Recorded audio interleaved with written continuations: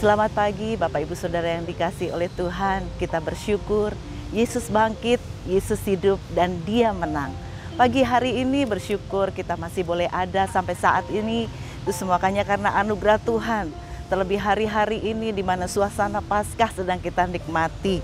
Pagi hari ini sebelum kita masuki hari yang baru bersama kita akan merenungkan kebenaran firman Allah yang saya ambil di dalam 2 Korintus pasal yang ke-5 ayat yang ke-17.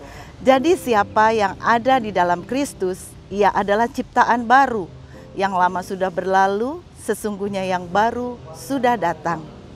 Pagi hari ini judul renungan firman Tuhan saya berikan, kebangkitan Yesus mengubah hidup kita. Dari ayat yang sudah kita baca tadi, kita melihat peristiwa Paskah, yaitu kematian dan kebangkitan Tuhan Yesus.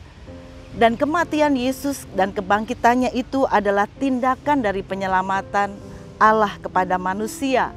Sebab Allah tidak mau kita binasa. Kita bersyukur dengan kebangkitan Yesus, kita menjadi ciptaan yang baru. Kalau kita melihat dunia sudah tenggelam di dalam kuasa dosa, dunia telah rusak, maka Kristus datang ke dalam dunia untuk menebus kita melalui kematian dan kebangkitannya. Kita bersyukur sebagai anak-anak Tuhan, Yesus mati, tetapi di hari yang ketiga Dia bangkit. 1 Korintus 15 ayat yang ke-17 di sana dikatakan, dan jika Kristus tidak dibangkitkan, maka sia-sialah kepercayaan kamu, dan kamu masih hidup di dalam dosamu. Kemenangan Kristus ini menyatakan perdamaian antara Allah dan manusia, di mana yang lama berlalu dan yang baru sudah datang.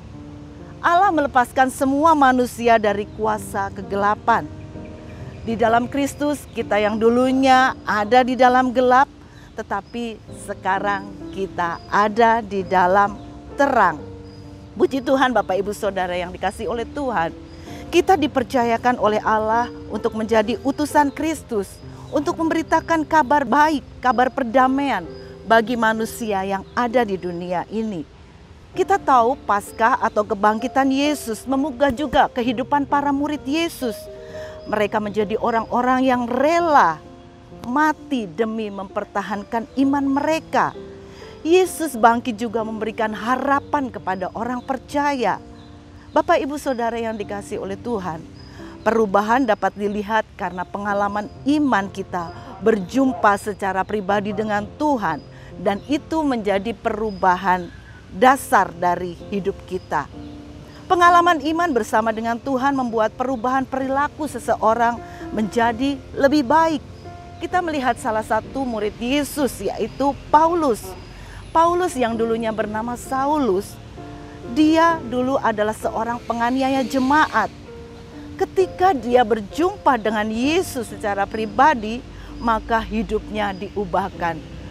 Ketika Saulus dulu dia berjumpa dengan Yesus di Damsyik, hidupnya diubahkan sehingga dia yang dulunya menganiaya orang percaya, ketika dia berjumpa dengan Yesus secara pribadi, maka hidupnya diubahkan, bahkan dia menjadi pemberita Injil yang militan. Bapak Ibu Saudara yang dikasihi oleh Tuhan, sebagai ciptaan yang baru, orang yang percaya di dalam Yesus, kita mendapat kesempatan untuk kita hidup di dalam ketaatan, di dalam Tuhan. Bersyukur Roma 5 ayat 8 di sana dikatakan, akan tetapi Allah menunjukkan kasih-Nya kepada kita oleh karena Kristus telah mati untuk kita ketika kita masih berdosa. Mungkin Bapak Ibu Saudara hari ini merasa kita sudah jatuh jauh di dalam dosa. Bahkan mungkin kita merasa kita punya masa lalu yang dilakukan begitu dalam. Tetapi bersyukur, di dalam Kristus kita akan mendapat pembaharuan untuk Dia hidup dalam kebenaran yang berasal daripada Tuhan. Puji Tuhan Bapak Ibu Saudara yang dikasihi oleh Tuhan. Kesempatan ini sangat berharga untuk menata kehidupan kita menjadi lebih baik. Dan biarlah saat ini kita menyadari sebagai orang percaya kita sudah mendapatkan jaminan keselamatan, yaitu di dalam Kristus. Roma 6 ayat 13 di sana dikatakan, dan janganlah kamu menyerahkan anggota-anggota tubuhmu kepada dosa untuk dipakai sebagai senjata kelaliman, tetapi serahkanlah dirimu kepada Allah sebagai orang-orang yang dahulu mati, tetapi yang sekarang hidup, dan serahkanlah anggota-anggota tubuhmu kepada Allah untuk menjadi senjata-senjata kebenaran. Bersyukur dengan peristiwa Paskah, Yesus telah menyerahkan dirinya untuk menebus dosa saya dan Bapak Ibu Saudara. Biarlah pagi hari ini ketika hidup kita sudah diselamatkan, kita juga mau menyerahkan hidup kita untuk menjadi alat Tuhan. Apapun keberadaan kita pagi hari ini, serahkanlah hidupmu untuk menjadi senjata-senjata kebenaran Allah. Puji Tuhan, tetap semangat. Tuhan Yesus memberkati. Mari kita berdoa.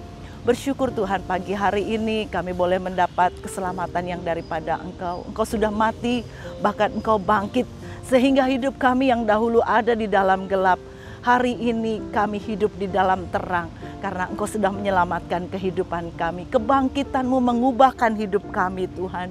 Apapun keberadaan kami, mungkin hari-hari ini kami merasa kami hidup di dalam dosa. Bersyukur Engkau sudah menebus hidup kami. Mari Tuhan, kerjakan terus keselamatan-Mu dalam hidup kami. Terus pakai kami menjadi alat-Mu Tuhan, untuk kemuliaan nama Tuhan.